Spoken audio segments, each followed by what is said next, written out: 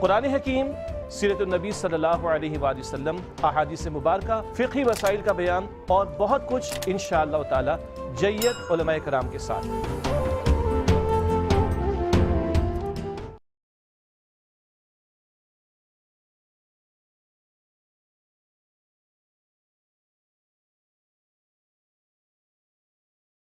بسم اللہ الرحمن الرحیم۔ اللہ تبارک و تعالیٰ کے پاکیزہ نام سے آغاز کرتے ہیں جو بہت مہربان نہایت رحم والا ہے۔ درس بخاری کا سلسلہ جاری و ساری ہے، اور پچھلے پروگرام میں ہم نے 2442 نمبر حدیث پاک ذکر کی تھی۔ حضرت عبداللہ بن عمر رضی اللہ تعالی عنہما اس کے راوی ہیں۔ وہ کہتے ہیں کہ نبی کریم صلی اللہ علیہ وسلم نے ان کو خبر دی کہ مسلمان کا بھائی ہے، وہ نہ اس پر ظلم کرے اور نہ کسی اور کو اس پر ظلم کرنے دے۔ تو اس پہ اس کی تشریح ہم نے کر دی، اور اس کی چل رہی تھی۔ سرکار نے فرمایا، اور جو اپنے بھائی کی ضرورت پوری کرنے میں مشغول رہتا ہے، اللہ تعالیٰ اس کی ضرورت پوری کرنے میں رہتا ہے۔ تو یہ ہم سمجھا رہے تھے کہ اگر اللہ تعالیٰ نے آپ کو موقع دیا، آپ مشقت میں نہ پڑیں، اپنی ضروری مصروفیات کو ترک نہ کریں، ایسا نہ کریں کہ گھر کا ماحول بگاڑیں اور دوسرے کی مددیں کرتے رہیں، یہ بھی نہیں ہے۔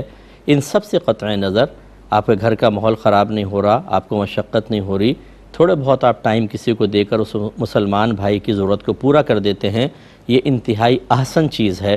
اور اس کا فائدہ کیا ہے؟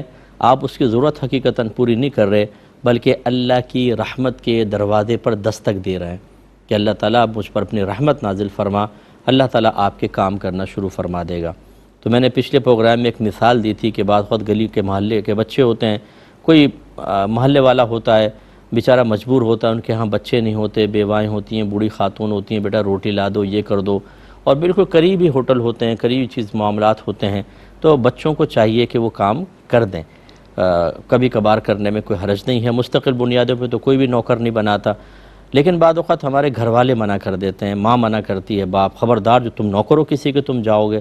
وہ بچہ شروع سے ہی ایک نیکی کے کام سے رک جاتا ہے۔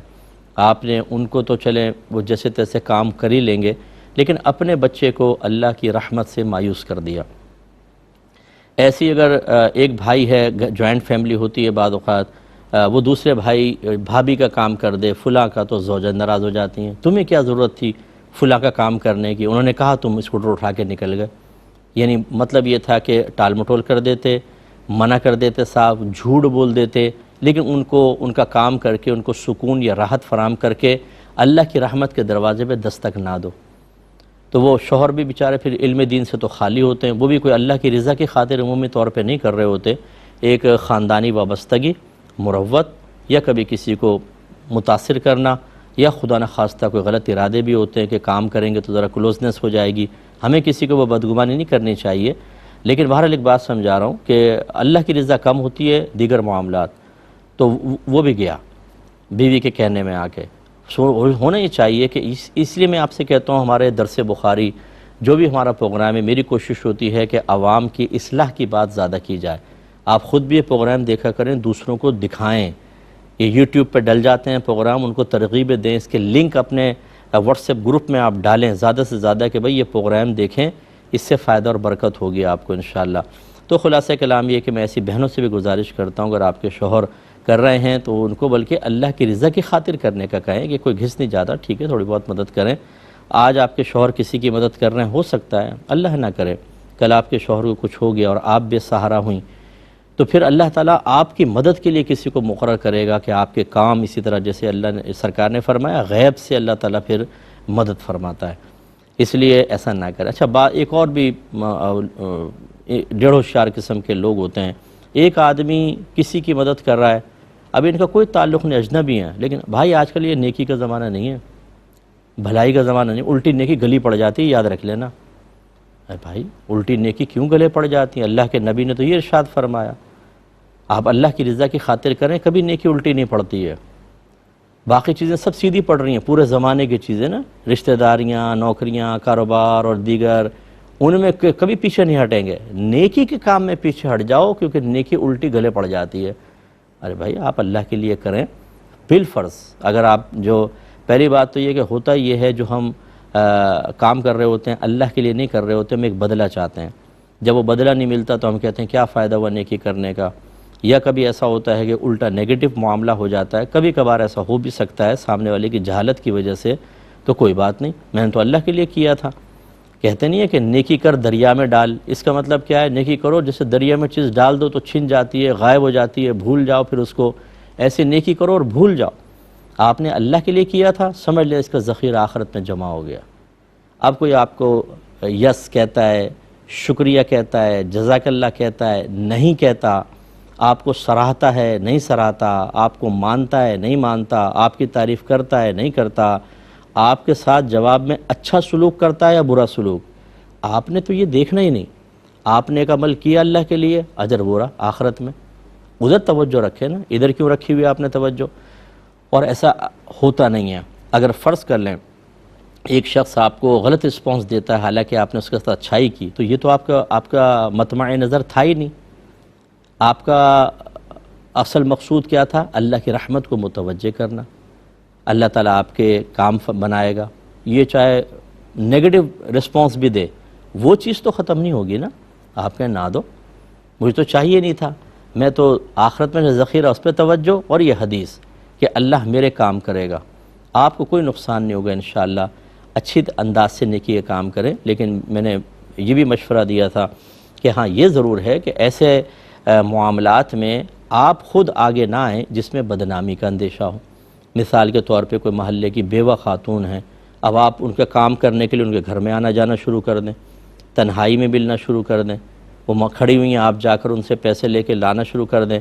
اس میں کیا ہے، ہمارے معاشرے میں آپ کو پتہ ہے کہ فوراً لوگ بدگمانی کرتے ہیں اور کسی کی زبان کو روک نہیں سکتا کوئی، پھر وہ بدنامی ہونا شروع ہو جاتی ہے.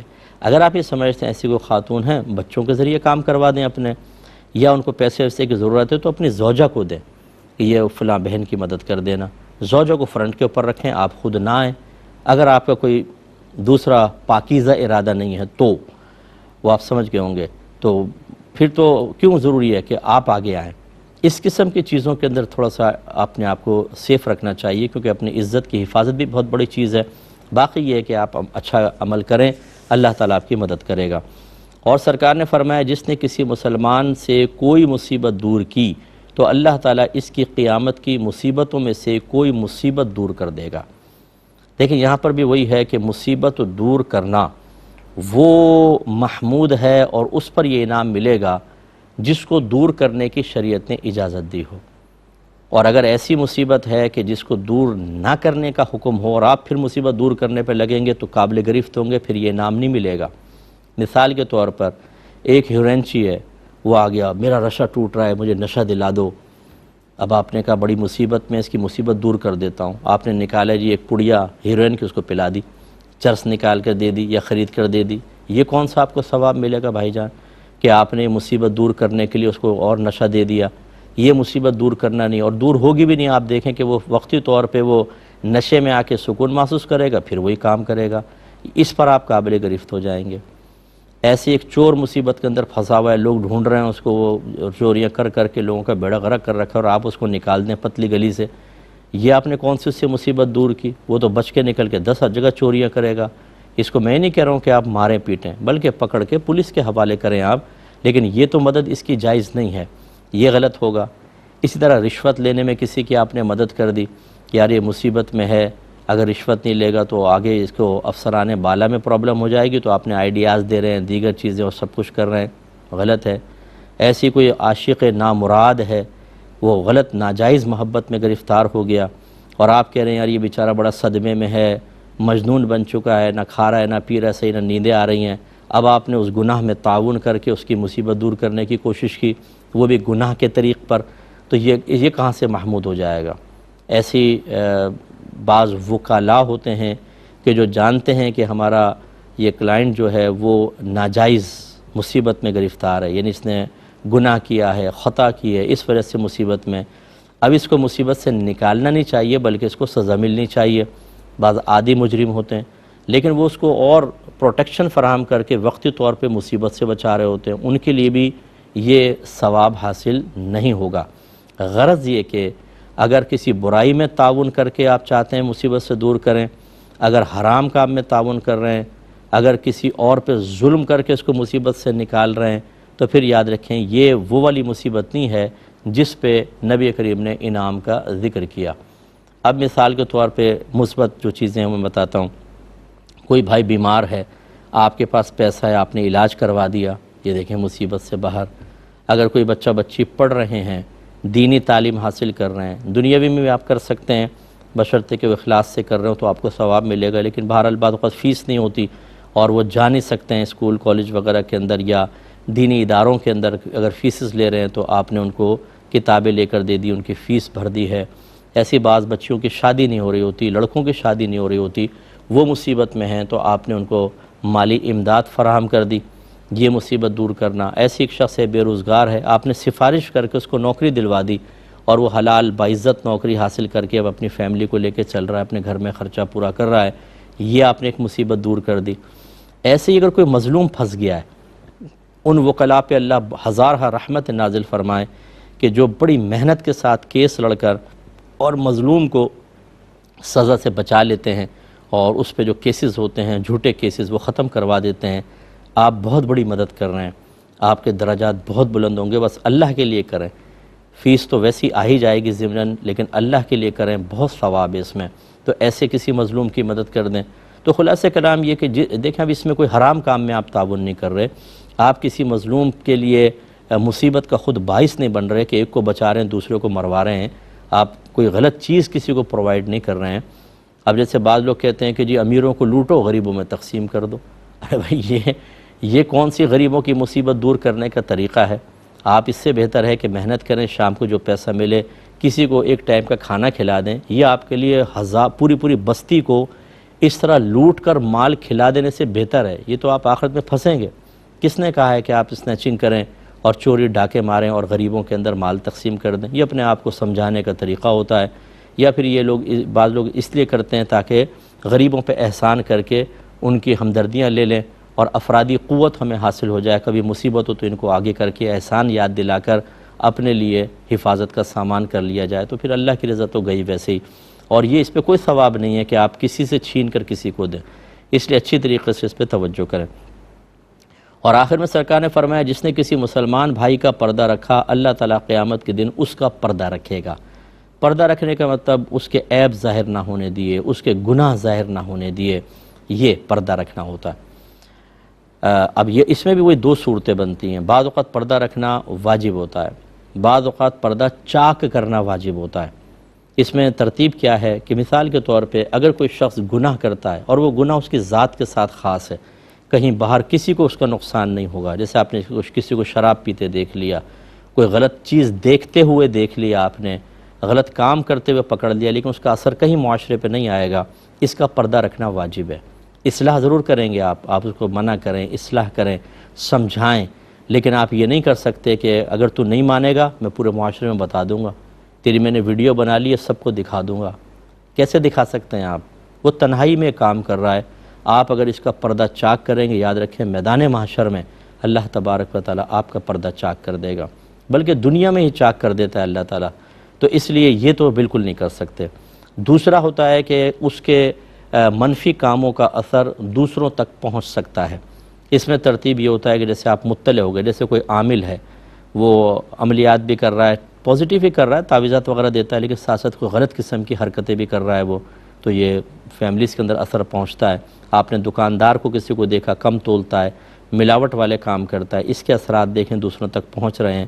ایسی کوئی فراڈ کرتا ہے، نوکریوں کا جھانسا دیتا ہے، پیسے لے کے غائب ہو جاتا ہے، آپ نے اس کو دیکھ لیا، پکڑ لیا، آپ کے پاس اس کے پروفز ہیں اور آپ اس کو پھنسوا سکتے ہیں۔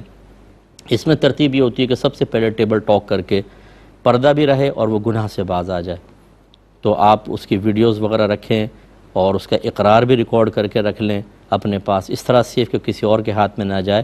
اگر تم نے یہ گناہ کیا، پہلے توبہ کرو، کیا تو پھر ہم یہ عام کر دیں گے، ایک دفعہ سمجھائیں، دو دفعہ سمجھائیں، اگر وہ رک جاتا ہے تو بس اس کا بھی پردہ رکھنا واجب ہوگا۔ ٹھیک ہے، وہ تائب ہو گیا، توبہ کر لی، اصل توبہ کروانا تھا، ذلیل اور بدنام کرنا تو نہیں تھا، لیکن اگر وہ باز نہیں آ رہا اور مسلسل یہ کام کر رہا ہے آپ کے سمجھانے کے باوجود، پھر یاد رکھیں اس کا پردہ چاک کرنا واجب ہو جاتا ہے، کیونکہ اب مسلمان بھائیوں کو اس کے نقصان سے بچانا ہے۔ لیکن اس میں بھی جیسے میں نے پہلے آپ کو عرض کیا تھا کہ اگر اس کا تعلق کسی مافیا سے ہے، کیونکہ ایک آدمی بعض اوقات ایک نہیں ہوتا، اس کے پیچھے پوری ٹیمز ہوتی ہیں، تو پھر یہ دیکھ لیں کہ ایسا نہ ہو کہ اس کا پردہ چاک کریں اور وہ سارے پکڑ کے آپ کا پردہ ہی آپ پہ پردہ ڈال دیں، کفن کا پردہ، اور آپ قبر میں پہنچ جائیں، تو یہ بھی نہیں کرنا ہے۔ اس میں پھر یہ ہے کہ آدمی اپنے آپ کو ظاہر نہ کرے اور چھپ کر سکتا ہے، لیکن اس ترتیب کے ساتھ جو میں نے آپ کی خدمت میں عرض کی تھی۔ تو اگر کسی کے گناہ کا اس کی ذات تک ہی تعلق ہو، لوگوں تک نہیں، تو کبھی آپ پردہ چاک نہیں کر سکتے، اس کو چھپانا واجب ہے۔ اب ہمارے ہاں جی کسی کی ویڈیو آ گئی، فرض کر لیں کوئی پرائیویٹ اس کے تھا معاملہ دیگر، ہم شیئر کرنا شروع کر دیتے ہیں۔ اگر وہ اس کی اپنی ذاتی معاملہ تھا، ٹھیک ہے اس نے غلط کیا، کچھ بھی کیا، لیکن اس کے ذات کے ساتھ تعلق تھا، اس کو عام نہیں کر سکتے ہیں، یاد رکھیں یہ بہت بڑا گناہ ہے، اس کا پردہ رکھیں۔ اور سرکار نے کیا فرمایا، جس نے کسی مسلمان کا پردہ رکھا، قیامت کے دن اللہ تعالیٰ اس کا پردہ رکھے گا۔ اب فرض کریں میرے پاس ایک ویڈیو آ گئی، کسی نے بھیج دی ہے، اب میں سوچتا ہوں یہ ویڈیو تو عام ہو چکی ہے، تو میرے رکھنے سے کیا ہوگا، میں نے بھی گروپ میں ڈال دی، غلط۔ آپ پردہ رکھیں گے، اللہ آپ کا پردہ رکھے گا، بس آپ تو پردہ رکھیں نا، دوسرے نہیں رکھ رہے، وہ قابل گرفت ہیں۔ یہی سوچ کر تو ہم چیزوں کو عام کر دیتے ہیں کہ یار دوسرا بھی تو کر رہا ہے، میں بھی کر دیتا ہوں۔ ہو سکتا ہے کہ جو اس نے کیا وہ ویڈیو ان لوگوں تک نہ پہنچے جن کا تعلق آپ کے ساتھ ہے، کم از کم وہاں تک تو نہیں پہنچی، لیکن یہ سوچ کر کہ اس نے تو عام کر دیا، آپ نے ان لوگوں تک بھی پہنچا دی جن تک نہیں پہنچی تھی، آپ پھنسیں گے آخرت میں۔ اس لیے جتنے میرے بھائی بہن ایسی میری بات سن رہے ہیں، اللہ کی بارگاہ میں توبہ کریں۔ آج کل سوشل میڈیا نے جو تباہی مچائی ہوئی ہے، ہنگامہ آرائی کی ہوئی ہے، یہ بہت ہی خراب چیز ہوتی ہے۔ اگر کسی کی ذاتی نوعیت کا مسئلہ ہے، اس نے کیا ہے، غلط کیا ہے، لیکن یہ اس کا اور اس کے رب کا معاملہ ہے، ہمیں پردہ رکھنے کا حکم ہے۔ میں آپ سے پوچھتا ہوں، وہ شخص چونکہ اجنبی ہے آپ کے لیے، آپ نے اس کی ویڈیو وائرل کر دی، اگر یہ آپ کے سگے بھائی کی ہوتی، خدا نہ کرے آپ کے والد کی ہوتی، خدا نہ کرے آپ کے بیٹے کی یا بیٹی کی ہوتی، کیا پھر بھی آپ ایسا پسند کرتے؟ کبھی بھی نہیں کرتے۔ اس لیے نبی کریم صلی اللہ علیہ وسلم ارشاد فرماتے ہیں کہ جو اپنے لیے پسند کرو وہ اپنے مسلمان بھائی کے لیے پسند کرو، تمہارا ایمان کامل ہو جائے گا۔ تو یہ ایک کامل ایمان کی علامت ہوتی ہے، تو خدا را ایسا نہ کریں۔ دوسری چیز ہوتی ہے کہ جب ہم دشمن بن جاتے ہیں تب ہم پردہ چاک کر دیتے ہیں کسی کا، پہلے راز ہمدرد بن کے راز حاصل کرتے ہیں، حفاظت بھی کرتے ہیں، پھر جب جھگڑا ہوتا ہے ہم کہتے ہیں اب نہیں چھوڑوں گا تجھے۔ یہ غلط چیز ہوتی ہے، کسی کا پردہ چاک نہ کریں، یعنی جو اس کے ذاتی معاملات ہیں۔ اسی لیے میرے آقا صلی اللہ علیہ وسلم نے بڑی نفیس حدیث بیان فرمائی، اور یہ میں بارہا آپ کو بتاتا ہوں۔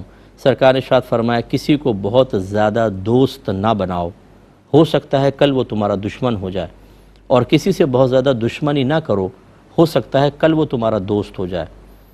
تو اب ایسے ہی ہوتا ہے کہ ہم جب دوستی میں آتے ہیں تو سارے راز بتا دیتے ہیں، اور پھر جب دشمن بنتے ہیں تو سارے راز ظاہر کر دیتے ہیں، یا اس کو سن کر دوسروں کو بتا دیتے ہیں، وہ ہمارے بتا دیتا ہے۔ غلط طریقہ ہے، اللہ تعالیٰ اس سے محفوظ رہنے کی توفیق عطا فرمائے۔ اس پہ مزید کلام کریں گے نیکسٹ پروگرام میں۔ وآخر دعوانا ان الحمدللہ رب العالمین۔